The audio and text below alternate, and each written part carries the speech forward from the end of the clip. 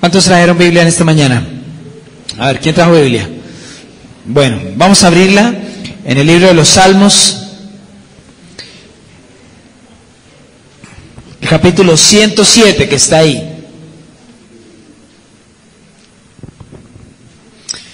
¿Cuántos ya lo tienen? Vamos a leer lo que dice allí. Versículo 1 dice: alabad a Jehová porque Él es bueno, porque para siempre es su misericordia. Díganlo los redimidos de Jehová, los que ha redimido del poder del enemigo y los ha congregado de las tierras del oriente y del occidente, del norte y del sur. Amén. Casi que el libro de los Salmos en su gran mayoría está, como le digo, dedicado a algo, y es a invitarle a uno, a motivarle a uno a alabar a Dios. Y esto pareciera para algunas personas un poco tedioso o como un poco cansón, porque a veces pensamos que eso de alabar a Dios, eso está para los niños o para los jóvenes, y que eso ya uno como para que ya está entradito un poquito más en carnes y en días, ya como que de pronto no es tanto eso para uno. Pero uno se da cuenta que este libro es precisamente eso, una recopilación de canciones. Y no solamente de canciones que hablan acerca de lo bonito de Dios, lo bonito de la vida, qué lindo es Dios, qué lindo todo lo que Dios nos da, sino que también habla de muchas cosas que ese pueblo de Israel pasó para lograr conocer a Dios como lo conoció.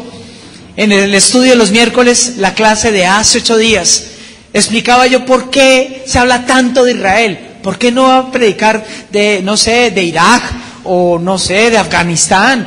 Y aprendíamos que Dios le ocurrió llegar a alcanzar una nación, a formar una nación, para con esta nación lograr demostrarle a los demás pueblos de la tierra cómo era que Él quería relacionarse con todos nosotros. Es decir, a través de una nación que la empezó a constituir a partir de una pareja de ancianos. De ahí empezó a crear todo un pueblo, toda una nación. Esa nación pasó por diferentes dificultades, momentos muy buenos, momentos muy malos, pero Dios simplemente quiso escogerlos para, a través de esa nación y todo lo que pasara con ella, de lo que quedó escrito, nosotros pudiéramos comprender cómo es que Dios se quiere revelar para nuestras vidas. No es porque Dios tenga en sí una preferencia o Dios haya excluido a todos los demás, no, sino porque Dios quiso como ejemplificar con un pueblo cómo es que Él quería relacionarse con nosotros. Y Dios habla acá, en este pasaje de todo este libro de los Salmos, de cómo fue esos momentos en los que ellos estuvieron, en algunas ocasiones, muy cerca de Dios, vieron su misericordia, conocieron de Dios, le amaron, le cantaron, celebraron, pero también hubo sus momentos bastante oscuros, como todos los humanos, como aquellos que somos inconstantes, como dice ahí, y que nos lleva a nosotros a vivir diferentes cosas en nuestra vida, y que cada vez que volvemos a vivir alguna de esas cosas difíciles, siempre el primero en que pensamos es en Dios. Ahí aparece Dios otra vez en nuestra historia, en nuestra vida. Pero el propósito de Dios no es ese. Dios no quiere tener una relación con usted, como le decimos, de Dios bombero. Cada vez que hay un incendio, levanta el teléfono, venga, apágueme, pero el resto no sé ni de dónde quedan, ni de dónde existe, ni quiénes trabajan ahí. Dios no quiere ese tipo de relaciones intermitentes. ¿Por qué? Ya se va a dar cuenta. Porque ese tipo de relaciones inconstantes nunca llevan a nada bueno a una persona. Todo lo contrario, llevan es a endurecer su corazón. Yo he tenido que conocer personas que tal vez conocieron de Dios o llegaron a una iglesia cristiana, conocieron de Dios para su vida muy pequeños o muy jóvenes. Hoy en día son personas que están totalmente en un camino totalmente diferente. Y usted les va a hablar de Dios y dice, sí, yo sé lo que dice la Biblia en eso. Yo a usted también le puedo enseñar. ¿Y sabe por qué pasa eso? Porque su corazón se ha endurecido. ¿Por qué se endurece el corazón? Porque a medida de que llega la palabra, que Dios le habla, de que entiende que tiene que hacer algo para acercarse a Dios y no lo hace, su corazón empieza a cerrarse. No sé si usted ha ido a la costa y de vez en cuando se ha topado con estos negros que andan por ahí descalzos y en esa arena ardiente y pasan por las piedras y se meten y van por la carretera, que eso le sale humo a la carretera y usted llega a poner un pie ahí, tremendo grito que usted pega del dolor que siente. ¿Le ha pasado o no le ha pasado? ¿Sí? ¿Sí le ha pasado o no le ha pasado? Y usted de pronto dice, ¿pero por qué? ¿Será que Dios los dotó con mejores pies? ¿Será que tienen mejores pies bellos para soportar eso? No, usted se da cuenta si se acerca, si logra acercarse y ver lo que hay debajo de su pie, hay una capa gruesa, bien gruesa, que le permite no sentir ningún tipo de sensación de dolor o de quemón. Es decir, tiene un callo así de grueso que no le hace sentir nada. ¿Y eso qué fue? ¿Se lo compraron? No. ¿Lo consiguió? No lo consiguió, nadie se lo prestó. Es que desde chiquito el chino salía corriendo por todo lado y a medida que fue caminando, su pie se empezó a acostumbrar hasta que se empezó a engrosar su piel y ya se hizo totalmente inmune a eso. Hay un señor que en un programa de televisión camina así, no sé si usted lo ha visto, que va con otro, que el otro sí va cubierto hasta la cabeza y el otro va descalzo por todo lado, hasta en la nieve. Y uno dice, ¿cómo hace? Sencillo, el Señor desde chiquito siempre, nunca se puso un par de zapatos. Y ahora está mostrando que se puede sin zapatos vivir en la vida. Claro, pero usted y yo no. Usted y yo nos toca usar esto porque donde pasáramos por un camino pedregoso, exclamaríamos palabras que no son buenas decirlas acá en la iglesia. Pero eso, ¿sabe qué le deja ver a uno? Eso es a lo que la Biblia se refiere, endurecimiento de corazón. No significa que nosotros cerremos nuestro corazón a Dios porque queremos. No, nadie lo hace. Nadie es como intempetuoso para decir, yo no quiero de Dios. No, sino porque de una u otra manera en algún momento conoció algo de Dios, oyó algo y lo aceptó, pero luego volvió a alejarse, lo volvió a aceptar y luego volvió a alejarse. Y poco a poco entró en ese juego durante toda su vida, de tal forma que otra vez vuelve a escuchar algo de Dios y su corazón inmediatamente se vuelve insensible a eso. Eso es a lo que la Biblia llama dureza de corazón. Y sabe, Dios tuvo que tratar tanto con eso. Y eso es lo que precisamente Dios tiene que tratar con nosotros, con esa dureza de corazón. Y me incluyo, porque todos nosotros, como humanos, tenemos eso que yo estaba hablando en los últimos días. Ese gran regalo de Dios, la capacidad para elegir entre obedecer o no obedecer a Dios. Usted y yo tenemos la capacidad para decidir si hacemos o no hacemos lo que Dios nos manda hacer. Dios nunca, jamás nos va a obligar, pero Dios sí permite que tú puedas experimentar diferentes situaciones para que tal vez puedas comprender que necesitas volverte a Dios. Y de eso quiero hablar en esta mañana. 4 situaciones que nos llevan a buscar de Dios. ¿Cómo es el tema? 4 circunstancias que nos llevan a buscar de Dios. Este libro de los Salmos, ahí en el versículo 4 del capítulo 107 dice: anduvieron perdidos por el desierto, por la soledad sin camino, sin hallar ciudad en donde vivir, hambrientos y sedientos, su alma desfallecía en ellos.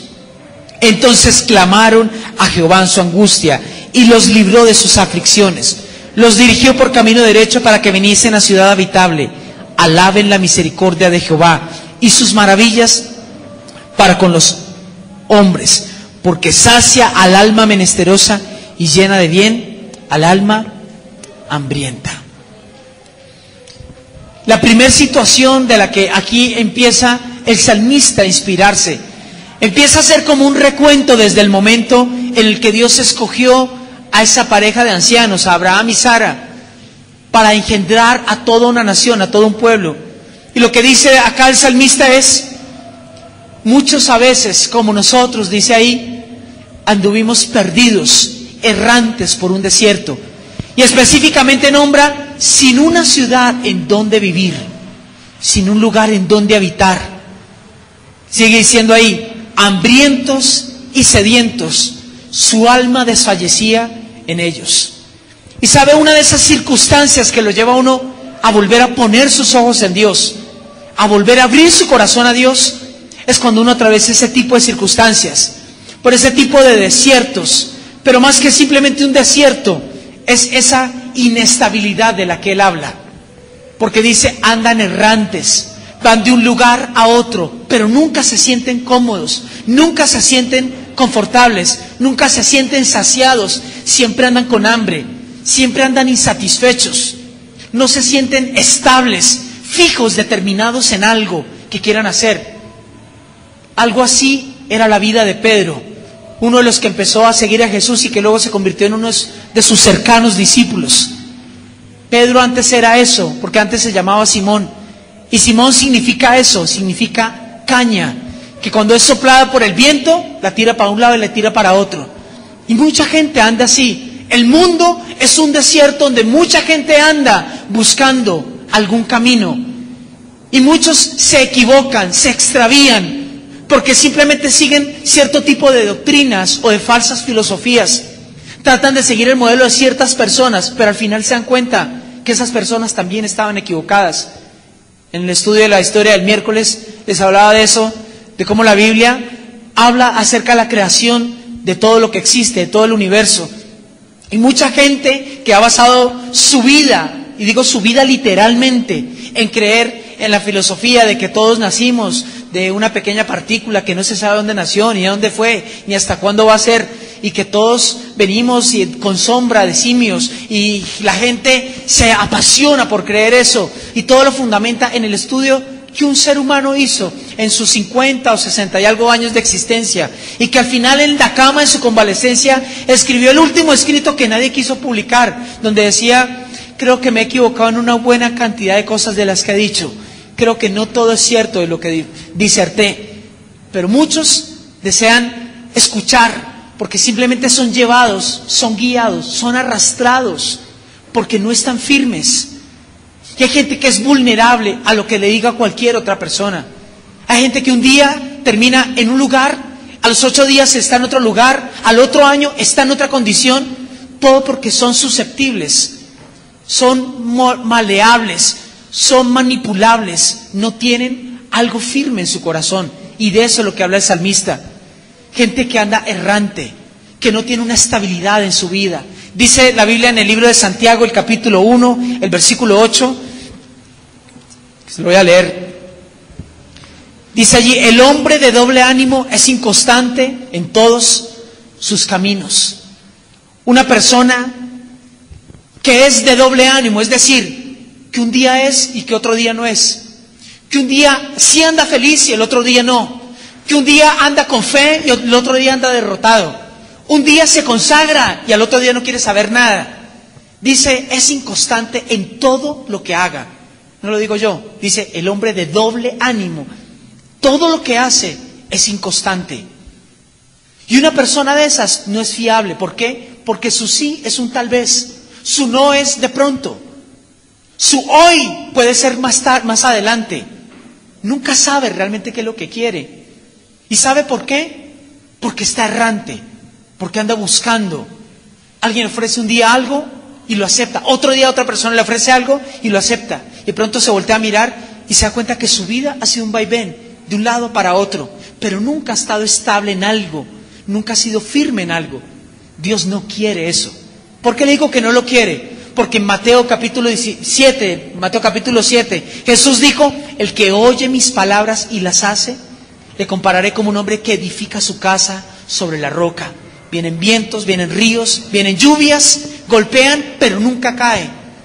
Dios sabe que nosotros como humanos queremos construir una familia, una vida, una carrera, un ministerio. Todos queremos edificar, pero nos hace inestables el hecho de no tener una dirección clara, de no saber cuál es la guía. Todos hemos llegado a esta vida sin ningún manual. ¿Usted tiene algún librito que le enseñe qué hacer cuando su hijo no quiere saber nada de usted? ¿Qué hacer cuando su esposa tiene otro? ¿Qué hacer cuando su jefe lo echa? ¿Sí? Va a la página 105. Ajá, ya, chévere, rico. Así no es la vida.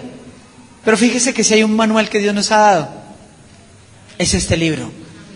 Muchos lo ignoran. No sé a cuántos hombres le pasan, a la gran mayoría nos pasa que cuando compramos un artículo, un electrodoméstico, llámese home theater, grabadora, cualquier aparato electrónico, proyector, teclado, etcétera, usted inmediatamente lo que hace es destapar y ponerlo a funcionar.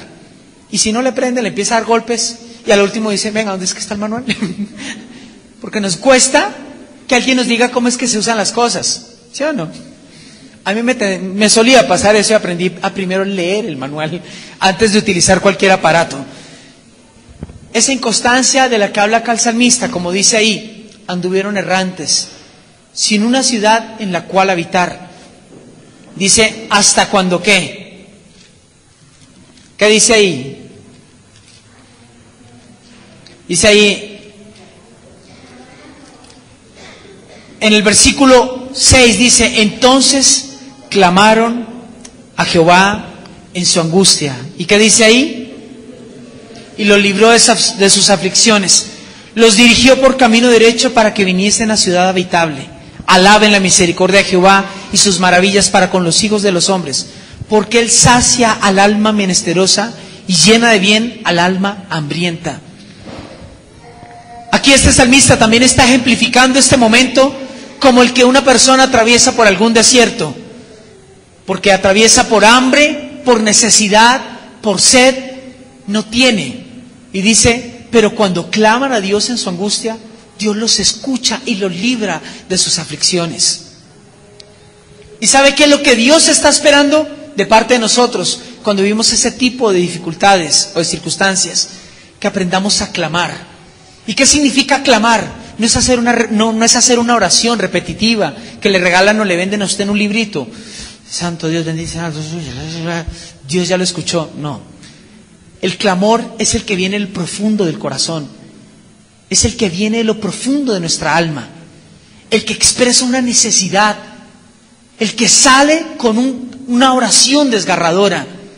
Y dice, cuando claman a Dios en su angustia, Él los oye y les libera de sus aflicciones. Lo difícil es hacer eso. Porque nos gusta más es que Dios en algún momento aparezca, porque tiene que aparecer. Imposible que no se aparezca en medio de esta. Pero es que Él espera a escuchar la oración nuestra. Dios espera que reconozcamos que necesitamos ayuda. En una ocasión conté acá una anécdota de algo que yo vi en una época que estábamos con Mayra en Estados Unidos, y en esa época en otra ciudad hubo una gran tormenta. Azotó fuertemente a la ciudad de Las Vegas e inundó terriblemente. Eso era como Barranquilla, ríos, todo el mundo en canoas. Y llegó en un momento que una corriente de esas entró a una avenida principal y arrastró a cuanto carros estaba ahí transitando. Y recuerdo que había un carro muy pequeñito, una camioneta, y al lado había un camión grande de esos de trasteos de U-Haul, no sé si los ha visto. Y ambos conductores se subieron al techo de los carros, porque ya no había para dónde, el agua ya les había llegado y ya apenas se veía el techo nomás de ambos carros. Y empieza este río a arrastrar estos carros, y como allá a los gringos les fascina eso, transmitir, vea, se está muriendo, uy, se ahogó, wow. Entonces empezaron a transmitir todo lo que pasaba minuto a minuto. Y cada uno se subió a su techo, y uno de los que estaba allí, el del camión, era un hombre bastante acuerpado, muy gordo, muy grande, y cuando ve que el camión se estaba acercando como hacia un puente, yo no sé dónde le salió, pero él dijo, yo me agarro de la viga. Y llegó y pegó un salto, y cuando pegó el salto, se dio contra la viga y fue a dar allá al fondo. El otro del carro le tocó acostarse del pánico en el que entró. El hombre se acostó sobre el techo y el hombre se resignó, se notaba que se había resignado a morir. De un momento a otro apareció un helicóptero, llegó una persona ahí que lo empujó para que se despertara porque el hombre estaba en shock, lo agarró, le metió el arnés acá y lo subió. Si el otro hubiera esperado, el otro tenía más oportunidad de vida. El camión todavía le faltaba hartísimo para que el agua llegara hasta arriba, era más alto. Pero por ese afán de no esperar a que alguien le ayudara, de no esperar, de no confiar, porque el hombre ya los bomberos estaban alrededor, ya les habían dicho que los iban a ayudar, pero el otro confió más en sus habilidades. El otro dijo, pues si me muero no hay nada más que hacer, yo espero hasta el final. A veces Dios trata con ese orgullo nuestro, porque nos gusta creer que nosotros por nuestra propia fuerza, por nuestros propios medios, sabemos salir adelante de las situaciones. Dios espera a aquellos que claman en medio de su angustia para librarlos de todas sus aflicciones, como dice acá. Amén. Dice acá, en este Versículo 10 dice: algunos moraban en tinieblas y sombra de muerte, aprisionados en aflicción y hierros, por cuanto fueron rebeldes a las palabras de Jehová y aborrecieron el consejo del Altísimo. Por eso quebrantó con el trabajo sus corazones. Cayeron y no hubo quien los ayudase. El segundo ejemplo que él está hablando acá, él se está refiriendo al mismo pueblo de Israel, que en varios momentos fueron llevados así, como esclavos, prisioneros, fueron llevados a cautiverio. Y él da la explicación, ¿por qué pasaron por eso? Dice ahí, porque se rebelaron, porque se endurecieron, porque Dios, aunque les hablaba, no querían abrir su corazón. Así que Dios simplemente se hacía a un lado y dejaba que sus enemigos vinieran, los invadieran y se los llevaran y destruyeran todo lo que tenían. Y cuando estaban allá solos, sin familia, pobres, arruinados, esclavos, maltratados en otro país, entonces volvían a acordarse: Dios, perdónanos, ayúdanos. Y Dios en su misericordia volvía y se acordaba de ellos y volvía y los libraba. Y sabe, mucha gente pasa por eso precisamente. Muchos pueden decir: gracias a Dios nunca he estado en la cárcel, nunca he ido a la cárcel. Yo que he tenido la oportunidad de hablar con algunas personas que han estado en la cárcel, han contado que ese tipo de cautiverio, de encerramiento, es algo traumático para una persona. Es algo que de verdad destruye la autoestima de cualquier persona, porque acaba con ese poco valor que tienen de sí mismos. Bueno, no los congresistas que están encerrados por ahí, que viven, gozan de muchas facilidades, sino aquellos que son realmente llevados a esas celdas de 3x3 donde habitan 15 personas, ese tipo de esclavitud. Y la que habla acá el salmista es: muchos fueron llevados cautivos, esclavos, y dicen aprisionados en aflicción y en hierro. Dice: por cuanto fueron rebeldes a las palabras de Jehová. Esas cadenas, esas ataduras de las que acá se refiere, también mucha gente las vive. Son esclavos. Aunque quieren ser libres y aunque quieren vivir de otra manera, no pueden. Se hacen buenos propósitos y a principio de todo el año escriben: este año sí dejo el cigarrillo, este año sí le voy a ser fiel a mi mujer, este año sí voy a dejar la inmoralidad, este año voy a dejar el egoísmo, este año voy a tratar bien a mi familia. Pero luego al mes y medio terminan haciendo exactamente lo mismo y se lamentan y sufren, no porque quisieran hacerlo, sino ¿sabe por qué? Porque no pueden dejar de hacerlo. Y si hay algo que es difícil para una persona, es lograr ser libre de algo de lo cual no puede, soltarse de lo cual no puede. Y no lo digo yo, Jesús lo dijo en Juan, el capítulo 8, se lo voy a leer, tranquilo. Juan capítulo 8, el versículo 34.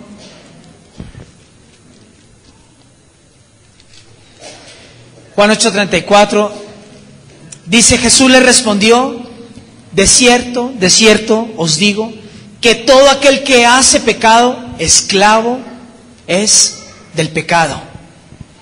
Es decir, una persona que practica un pecado realmente no está disfrutando de algo, sino que en ese momento se está poniendo bajo la esclavitud, bajo el señorío de eso que practica. Mucha gente que quiere que su vida cambie, pero no puede porque ahora es esclavo. Un esclavo no tiene la capacidad para decidir. Un esclavo no toma sus propias decisiones. Un esclavo siempre, por mucho permiso que se le dé, siempre tiene que regresar al lugar donde pertenece, de donde es propiedad. Nosotros no vivimos ninguno la esclavitud acá, nadie. Por eso nos parece como algo muy lejano. Pero acá, en este tipo de culturas o ese tipo de asentamientos que habían acá en Colombia, especialmente yo recuerdo que hay en Brasil una historia de unos perros que acá muchos conocen y no saben por qué los llaman así, los fila brasileros. Son unos perros así de altos, muy lindos, que se parecen a Scooby-Doo, ¿sí? ¿No? El de los muñequitos. Bueno, que se parecen a ese, que son así grandes, negros. ¿Sabe por qué llegaron esos perros? Esos perros no son de acá de América. Esos perros los trajeron de Europa. ¿Y saben por qué los trajeron? Porque los trajeron los portugueses. ¿Y saben para qué los utilizaban? Los entrenaron para que cada vez que se les escapara un esclavo, nativo allí de Brasil, el perro salía y o lo traía o se lo almorzaba, una de las dos. Y esa raza creció así en este continente. Y por eso le llaman los fila brasileros, porque allá los llevaron, fue para eso. Simplemente se escapó fulano, vaya mijo, a almorzar. Y esa es la vida de un esclavo. No tiene derecho. Está bajo el control de alguien. Y muchas personas viven sus vidas desgraciadamente así, esclavos. En una época se sienten libres, en una época se sienten con poder. A mí ya no me vence eso, yo ya puedo, ya a mí nadie me gobierna. Nos gusta darnos la de fuertes. Siempre pensamos que nosotros podemos solos. Recuerdo una vez, Mayra se acuerda que yo estaba tan enfermo, que una me dijeron, mire, usted tiene que aplicar una inyección. Mandé llamar, llegaron a aplicarme la inyección. El señor todo amable, señor, ¿quiere parado o acostado? ¿Qué cree que le dije? Mijo, por favor, parado. La siguiente escena que yo vi era los pies del Señor y mi esposa tratando de levantarme. No sé cómo me desmayé. Siempre nos las damos de fuertes, ¿no? O sea, a mí me resbala. A mí nadie me maneja. A mí nadie me dice lo que tengo que hacer. Mentira. Para muchos el pecado les dicta lo que tienen que hacer. Aman a su esposa, pero realmente el pecado los gobierna, los controla y los lleva a hacer lo que no quieren. Muchos quieren dejar algún tipo de vicio o de droga o de adicción. Y aunque por un tiempo se sienten fuertes, luego vuelven nuevamente arrodillados ante eso. ¿Por qué? Esclavos. ¿Qué hace una persona esclava? Lo que dice ahí ese versículo. Llegaron allá, llegaron a ser esclavos, como dice el versículo 11, por cuanto fueron rebeldes a la palabra de Jehová y aborrecieron el consejo del Altísimo. Cuando alguien se vuelve esclavo de algo, cuando cierra su corazón a la palabra de Dios, cuando cierra su corazón hacia Dios. ¿Por qué lo digo? Mira el versículo que sigue ahí en Juan capítulo 38. Juan 8:38 dice ahí.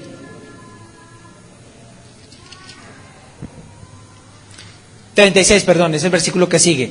Así que si el Hijo os libertare, seréis verdaderamente libres.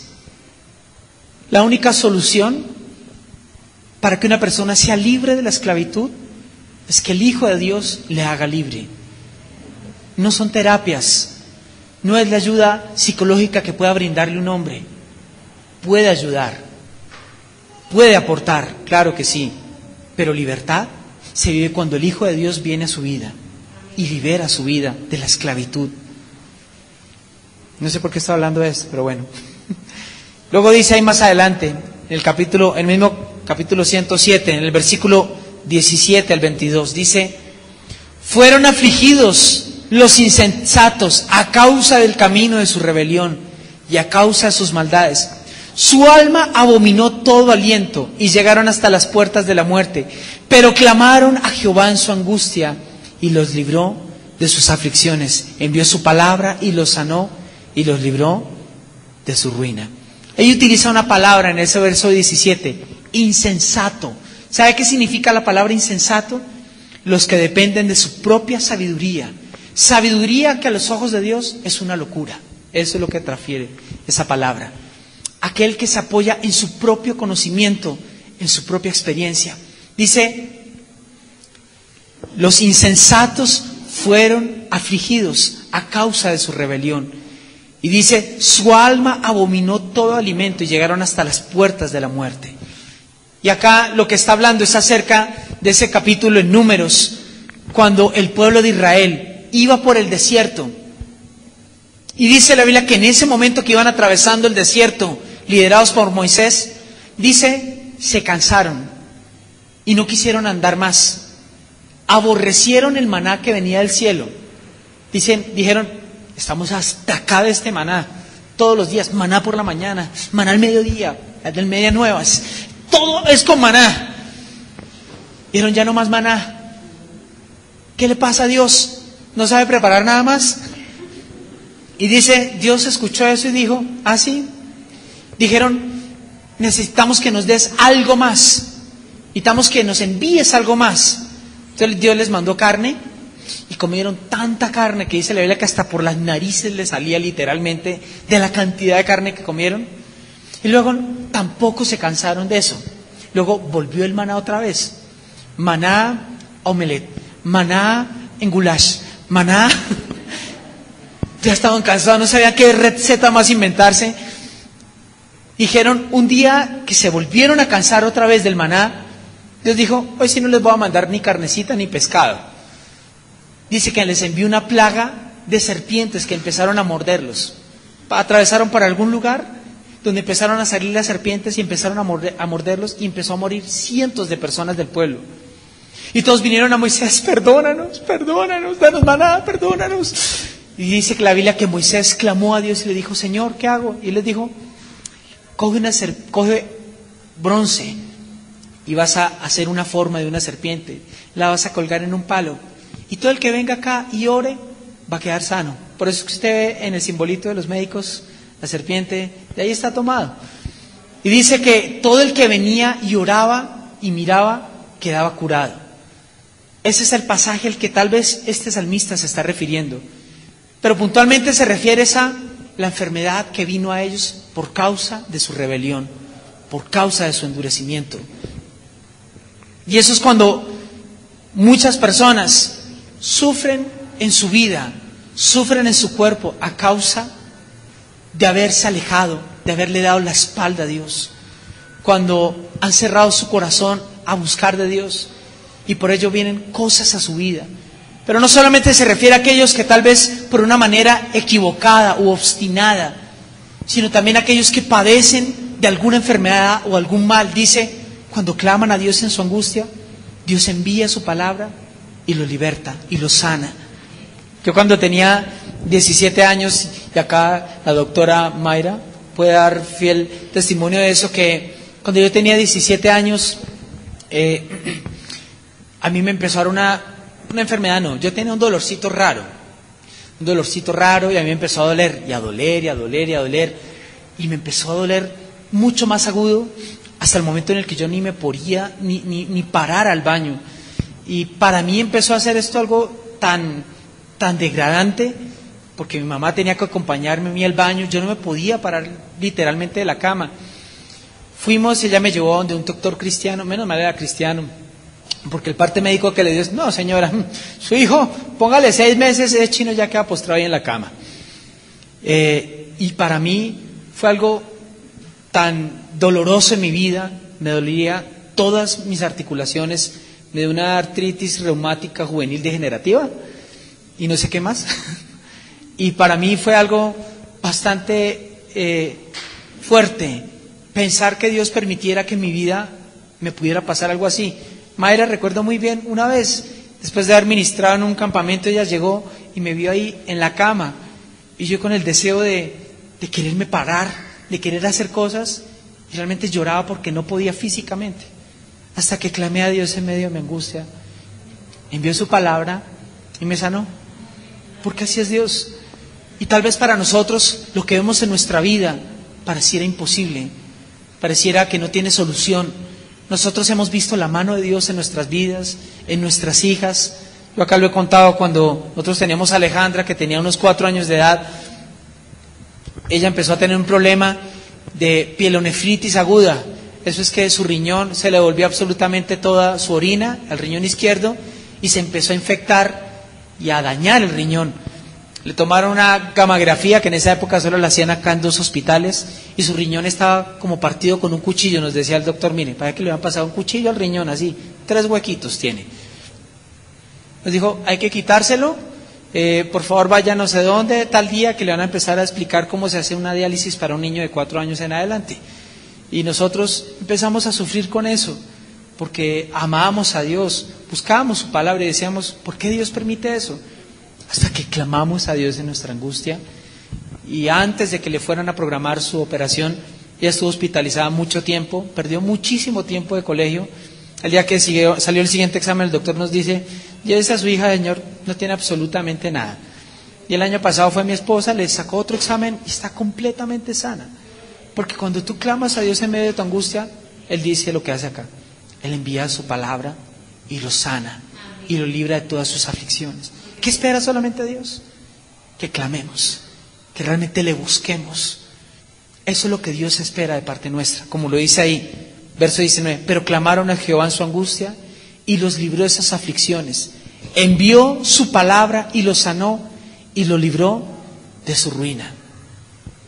Todo lo que usted y yo necesitamos es muy sencillo. ¿Tan fácil, pastor? ¿Y gratis? Sí, al gratín, como nos gusta. Clame, ore, busque de todo su corazón a Dios, a ver si es que Dios no se va a volver. Si cuando le hacían estas a Dios, y Él todavía misericordioso, se volvía a ellos y los escuchaba, ¿cómo Dios no va a tener misericordia de nosotros? Él tiene misericordia de nosotros. Dígale al que está a su lado, Dios nos ama, Dios tiene misericordia de nosotros. Y la cuarta y la última está en el verso 23 que dice: los que descienden al mar en naves y hacen negocio en las muchas aguas, ellos han visto las obras de Jehová y sus maravillas en las profundidades. Porque habló e hizo levantar un viento tempestuoso que encrespa sus ondas. Suben a los cielos, descienden a los abismos. Sus almas se derriten con el mal. Tiemblan y titubean como ebrios, y toda su ciencia es inútil.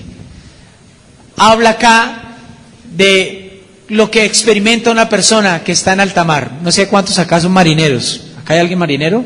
¿O que haya estado en alta mar? ¿Popeye? ¿Nadie? ¿No? Bueno, nosotros una vez que yo pude, Dios me permitió y nos bendijo, pude invitar a mi esposa a un crucero, que eso le digo a los esposos, es muy bueno que lo puedan hacer, muy romántico, muy apropiado.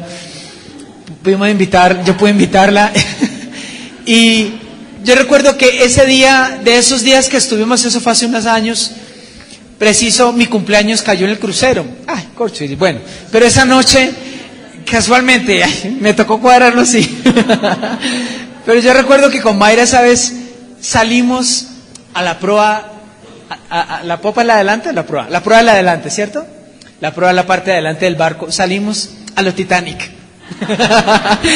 Pero es que me gustó lo que hicimos porque salimos a medianoche. Y usted imagínese en la mitad del océano, no había absolutamente nada. ¿Sí te acuerdas? Nada es nada. Son las estrellas, una línea así muy delgadita de color azul oscuro y un silencio absoluto. Pero usted sí ve a lo lejos unas pequeñas tormentas que Mayra me pidió, por favor, un ratico nomás y nos metemos. Que usted cuando mira eso, usted se siente una cosita así de pequeñita. Ahora dice ahí que de aquellos marineros que les toca vivir en el agua, cuando el mar se encrespa, como dice ahí, los sube hasta los cielos, los hace descender hasta el abismo, dice, tiemblan, titubean, vomitan como ebrios, y toda su ciencia es inútil, porque se sienten impotentes. Por más que sepan y por grande que sea la embarcación, no hay embarcación que soporte una tormenta gigante en el mar. No hay marinero experto que no se le caiga el alma a los pies cuando ve que el mar se encrespa de esa manera. Y me gusta lo que dice ahí, su ciencia es inútil. El hombre, y como usted lo sabe, lo que tanto le han martillado al Titanic, ¿qué dijo el que lo construyó? Ni Dios podrá tumbarlo. Se demoró más en decirlo que en estar abajo en el fondo del mar. Y dice, porque cuando sienten la furia, la verdadera viveza de lo que Dios ha creado, todo su conocimiento y tecnología sirven de nada. Entonces dice ahí, en el versículo 28, entonces claman a Jehová en su angustia y lo libra de sus aflicciones. Cambia la tempestad en sosiego y se apaciguan sus ondas. Luego se alegran porque se apaciguaron y así los guía al puerto que deseaban. Cuando usted se siente impotente frente a las adversidades, frente a las tempestades, que sentimos que no hay nada de lo que hagamos que sirva, que sentimos que nos vamos a ahogar, que vamos a sucumbir y que hasta ahí llegó todo. El salmista tal vez estaba pensando en el relato que habla la Biblia acerca de Jonás. No sé si usted ha leído eso, Pero dice la Biblia de un profeta que se llamaba Jonás, que Dios lo mandó y le dijo: Jonás, necesito que te levantes y vayas a Nínive y les predicas que voy a destruir esa ciudad y que si no se convierten van a morir. Le dijo: sí, Señor, claro que sí. Fue y se compró un tiquete con un barco que iba para el otro lado, totalmente opuesto. Se subió al barco y dice la Biblia que cuando se bajó a dormir, de repente se levantó una tempestad como esas que se saben levantar. Y dice que todos los marineros empezaron a botar de todo. Todo, boten todo para que esto no se vaya a hundir. Y el otro Jonás allá abajo roncando. Y todos empezaron a arrodillarse, a sacar sus dioses de madera, de yeso, de cobre, de todo lo que encontraran. Por favor, ayúdanos. Y cuando encuentran a Jonás abajo durmiendo, van y lo despiertan y le dicen: oiga, dormilón, nos estamos muriendo acá. ¿Por qué no clame a su Dios? ¿Cómo se llama? Clame a su Dios. El otro se despierta y les dice: tranquilos, échenme al mar que esto se acaba. Y le dicen: ¿pero cómo? Lo agarran y dicen: nos toca, Señor, perdónanos. Lo echan. Y cuando dice que lo echan, se calmó toda la tempestad.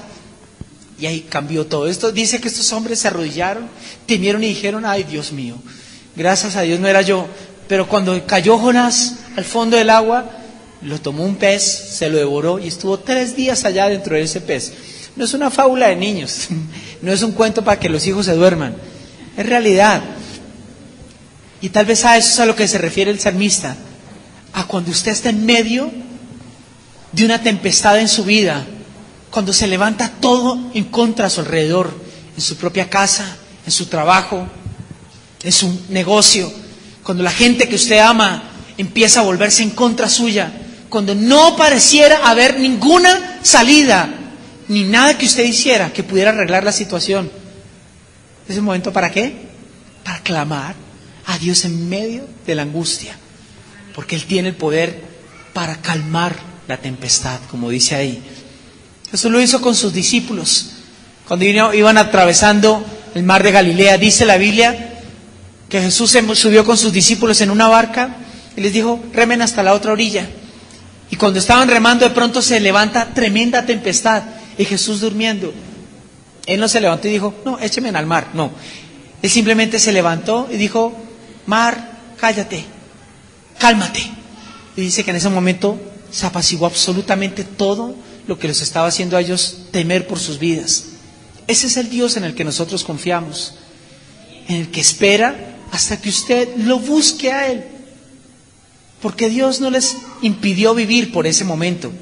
¿Para qué les hizo vivir ese momento tan difícil? Pobrecitos, se orinaron del susto. Nada. Porque Él quería que reconocieran y que vieran quién era el que iba en medio de ellos en la barca. Eso es lo mismo que Dios espera. Y ya con esto termino. Muchos de nosotros lo que queremos es que Dios haga las cosas por sí solo. Como usted es Dios y usted se las sabe todas, pues hágale. Si usted sabe tanto de mi vida, de lo que me corresponde y de lo que me conviene, pues démelo. No, así no obra Dios. Dios espera a manifestarse con aquellos que le buscan. Míreme acá. Muchos han escuchado: Dios tiene un propósito muy bueno con su vida. Dios quiere hacer muy buenas cosas con su vida. Pero Dios nunca las va a hacer hasta el momento en el que usted empiece a buscar de Dios para su propia vida. Dios no las va a hacer. Eso no va a pasar porque sí, ni por inercia van a venir a su vida. Va a pasar el momento en el que usted reconozca que necesita de Dios otra vez para que Dios pueda dar un cambio a todas las circunstancias que usted está viviendo. Y tal vez esos 4 ejemplos lo muestran. Quién sabe por si usted está atravesando por alguna de esas o por otra diferente. La única solución es la misma para cualquiera. Clame a Dios. Busca a Dios. Clamar a Dios es realmente buscar abrirle el corazón nuestro. Buscar volvernos a Él de todo corazón nuestro. Le termino de contar la historia de lo de este profeta. Cuando dice que entonces ya después de que el pez lo vomitó, y dice: gracias a Dios por este vómito, sale Jonás y dice: se va a Nínive, y simplemente pasa por la ciudad diciéndole: mire, Dios los va a destruir, mira a ver si se arrepienten, parranda de impíos pecadores. Y se fue y se sentó en una montaña y dijo: voy a esperar a que llegue el fuego del cielo. Se compró boleto en primera silla, cogió palomitas, reclinó la silla y dijo: acá viene el show. Y cuando empieza a esperar, y nada, que venía fuego del cielo, nadie se murió, no hubo terremoto, no hubo nada. Y Jonás empezó como a desesperar. Y en un momento llegó y creció una calabaza, porque había un sol impresionante. Y creció una calabaza que le cubrió, sintió alivio. Pero en la noche cuando se acostó, dice, al otro día se levantó y Dios le mandó un gusanito a la calabaza. Y la calabaza murió. Al otro día se levantó y empezó a darle patadas a la calabaza. ¿Cómo se va a morir preciso acá? Y Dios le dice, ¿sentiste lástima por la calabaza? Claro, Señor, no me estaba haciendo sombra de tremendo sol que está haciendo. Dice, ¿sentiste compasión por una calabaza? ¿Y no sentiste compasión por más de 100,000 personas que hay en esa ciudad que no saben ni diferenciar entre su mano derecha y su mano izquierda? ¿Tú crees que los iba a destruir así? Porque dice la Biblia que después de que Jonás les dio ese mensaje, dice, proclamaron un ayuno de 3 días esa ciudad. Nínive todavía existe, es una ciudad que todavía existe. No hubiera existido como Sodoma y Gomorra, dejaron de existir. Pero gracias al arrepentimiento que tuvo ese rey con esa gente, Dios tuvo misericordia y los perdonó. Dios es un Dios, como dice ahí, alaben la misericordia de Dios. Por eso es que hayamos motivos para cantar, para agradecerle a Dios. No porque nos haya hecho muy buenos, no porque estemos haciendo las cosas muy bien. ¿Sabe por qué? Porque es que Dios es muy misericordioso con uno. ¿Sí o no? ¿Cuántos saben que Dios ha sido misericordioso? ¿Cuántos saben que Dios ha sido misericordioso con sus vidas? Lo ha sido conmigo impresionantemente. Pero como dice ahí, no solamente Dios calma la tempestad, los llevó hasta el puerto que necesitaban llegar. No solamente Dios viene a apagar el incendio, Dios viene para darte realmente el propósito de vida que Él tiene contigo, para que disfrutes de eso que Dios tiene realmente preparado para ti. Amén. ¿Cuántos quieren que podamos clamar por un momentico ahorita a Dios? Pónganse en pie, por favor. Todos pongámonos en pie.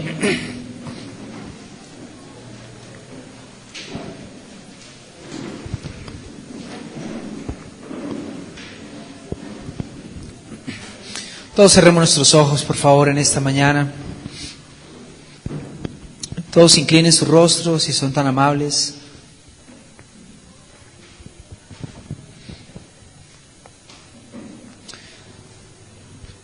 Por cualquier circunstancia que usted y yo estemos viviendo, la única solución es la misma. Y el salmista dejó ver allí, la única respuesta fue una sola. Reconocieron que necesitaban volverse a Dios. Reconocieron que necesitaban volver a buscar de Dios para sus vidas. Fíjese allí que no habla de personas que no tuvieran conocimiento de Dios. Habla de personas que conocían de Dios.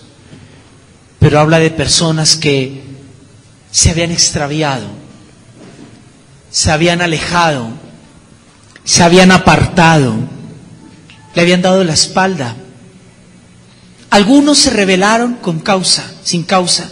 Otros se rebelaron simplemente porque desafiaron a Dios. Otros ni siquiera se rebelaron. Otros vivieron simplemente en medio de la tempestad. Pero todos ellos, cuando clamaron a Dios en medio de esa angustia, Él los libró de sus aflicciones. Cada uno de nosotros vivimos algo muy diferente del que está al lado. Aún dentro de los mismos matrimonios, su esposa y usted viven diferentes cosas.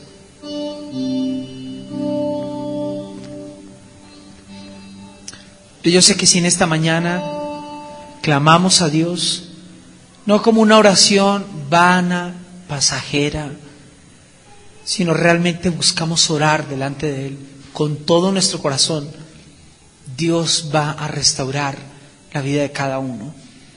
Si quiere hacerlo, le invito a que levante sus 2 manos al cielo, cierre sus ojos y usted empiece a abrir sus labios allí y le diga: Señor, hoy recibo tu palabra, entiendo lo que me has hablado, Señor. Dile: necesito volverme a ti en esta mañana, Señor, con todo mi corazón, Señor. Necesito en esta mañana, Señor, volver a entregarte mi vida. Necesito, Dios, hoy volverte a buscar con todo mi corazón, Señor, porque necesito que hoy restaures, que cambies mi vida. Tú eres el que tienes el poder, Señor. Tú eres el que puede transformar todo lo que he estado viviendo, Señor. Tú eres el que puede cambiar, Señor, todo lo que he estado teniendo tal vez que atravesar. Dígale, Señor Jesús, hoy necesito que puedas escuchar mi oración, Señor. Primeramente, Señor, perdóname, Dios, porque tal vez, Señor, he tenido un corazón que ha estado alejado de ti, Señor, un corazón errante, Señor. Señor, por favor, en esta mañana yo te pido, Dios, que escuches nuestra oración, Señor. Escucha la oración de cada uno en esta mañana. Solo tú sabes qué necesitamos en esta hora. Solo tú sabes, Señor, que necesitamos volvernos a ti, Señor. Que en verdad necesitamos volver a tener corazones comprometidos, consagrados para ti. Señor, tal vez muchos han estado, como dice allí tu palabra, errantes, inconstantes, Señor, desfalleciendo, Señor. Hoy te pido, Dios, por favor, ayúdanos. Tú eres la única solución